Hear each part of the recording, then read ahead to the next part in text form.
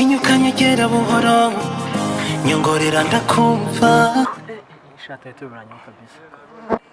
Amakuru se? Ni meza yawe se. Shani bon. None se. Shanda none barabaye kuntu. Sabonana. Faye tumaze iminsi tutabona naso ndiwe ko tubona nagiye n'ikintu marira n'ubundi kubona kwenda kutabona nta kintu bivuze. Ikintu bivuze?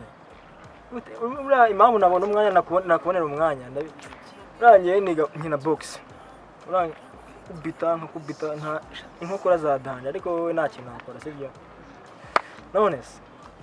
Aha, narumiwe ko ngukina box. Ibyo nibyo naza kuratira shiri wawe.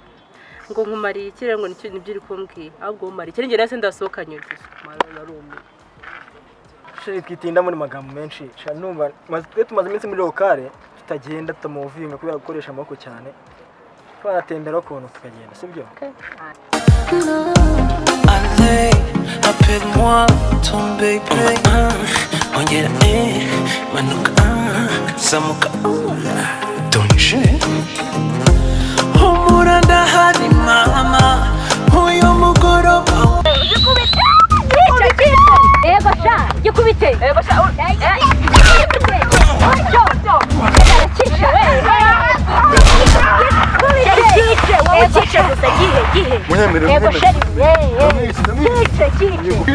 Ngwino.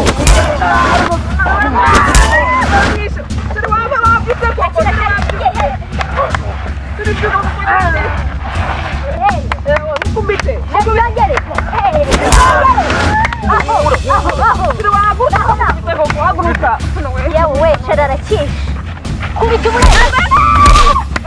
Uko. Mwice.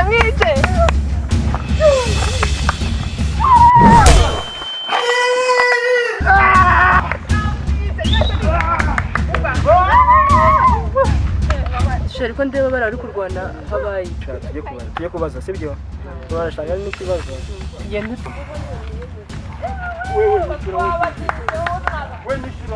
Umva semereza 5 miliyoni zanjye sha. Nasuduhereze. Umva nasuduhereze. Narakubwiye kuva kera. Aravuna ntabwo namubona wowe. Umva zana. Naraza. Umuswari. Akira sheri. Undushaka nindi sega. Genda kuma bro. Asana abaki ko ndamuri kugundagurana. Nawe uje gusheta se. Kuguta karo kagabo se. Sheri tayari. Nta mafaranga afite. Nabona barakano kagabo. Hano muri no centre tutwarira mu bibuga ara Kenya. Natugwanira aho twigene shashe.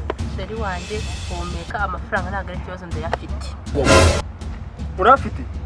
Shawe kwangiza sha. Igihorere ibyaba ngaba n'ibyabana. Sheri kankubwire. Wowe reka amafaranga tuyatsindire ibihumbi 10 ni menshi. Gakome undi twikomereza. Amafaranga ntago ari kibazo ntago ari we wayakoreye. Amafaranga se rero. Ago sheri sozi ko nkukunda. Nkwereke. Ndakishe. Iminota 2 do 2 minutes. Pas seconde. Okay twagiye sha. Sheri muko bite? Sheri.